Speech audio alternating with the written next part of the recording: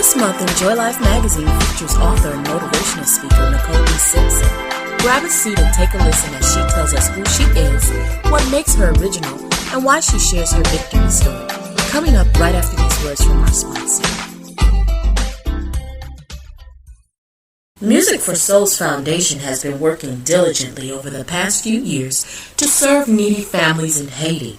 Their mission is ongoing, and with the recent tragedy of the earthquake, it only motivates Sister Martha and Music for Souls missionaries to work harder on behalf of the Haitians.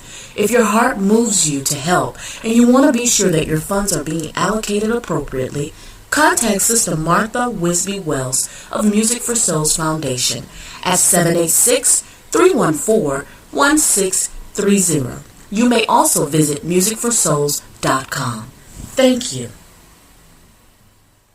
What would you say your overall theme for Dare to Dream, the book?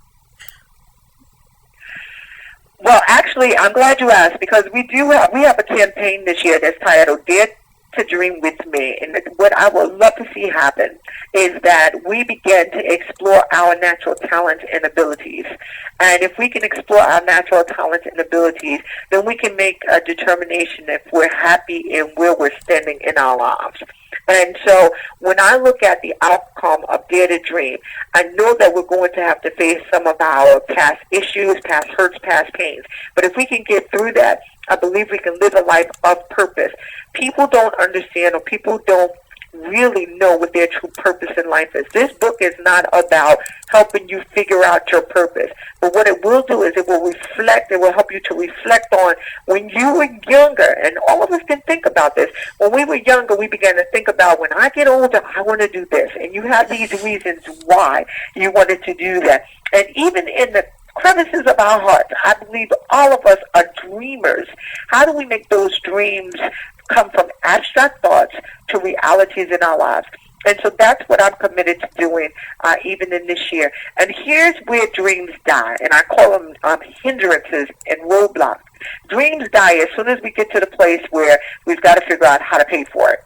And so separately and aside, because we can't finance them, then we say, oh, well, this must not be what God called for me to do, or, I can't pursue this business, or, I can't open up this, I have I have a checkered past because I have a record, and so I can't go forward. The system will, keeps me bound, or what have you. And so here's what I do know. Financial stewardship, although separate from this project, needs to be addressed as well. And so in addition to our Dare to Dream With Me campaign, we set up 52 tips over the next 52 weeks where people can get free financial planning advice. Let's just be putting it out on the table. I am one of less than 500 African-American certified financial planners on the earth. There are not that many of us. It's less than 1% based off of the statistics nationwide, which can be checked at through the CFP Board of Standards. So I know my expertise. I'm in the elite category, and I'm grateful for that, because I think when dealing with our people, we have to have that. So what I'm doing over the next 52 weeks, and have already begun, what I'm doing over the next 52 weeks is, not only did I put it in Word format through our blog, I also put it on video so that anybody who really wants to be financially free can get advice every Monday. We're giving them tips how to improve your financial position so that you can be financially stable. And that has to be addressed, because when you're pursuing your dreams, as soon as you write out that business plan, as soon as you figure out how much money it's going to cost, most people say, well, I don't have the money, so I can't do this anymore, instead of being creative. So I'm going to work on both of them in 2010. This is a new decade. The last one did not treat us favorably. And so we want to make sure that we're doing things the right way, and we want to make sure that we're giving it the best effort. I can't help everybody in every area, but I certainly can help all of the readers who want to be financially free so that they can think about other things in life. Because one thing that I do know, if money is not an issue in anybody's life, they will most certainly be doing things differently. And I want them to begin to think about those different things that they will be doing. That's true. So, and again, this campaign is in connection with the promotion of Dare to Dream. Dare to Dream, yes. The Dare to Dream with Me campaign will encourage people to begin dreaming and thinking. Simultaneously, I'm also doing the 52 weeks, and anybody that's interested, they can just go onto the website. It leads them right there, or really kind of Google the name Nicole B. Simpson. It comes up everywhere. Okay. And is it called 52 weeks? It's called 52 weeks? It's called 52 Tips to 52 Tips to Secure Financial Stability. Okay. And would you tell me a little bit about Bruised But Not Broken, the seminars that you're doing under that title? Bruised But Not Broken. Bruised But Not Broken is really ministerial in nature. It's a healing ministry. I indicated earlier that I am the victor of 7 years of sexual assault.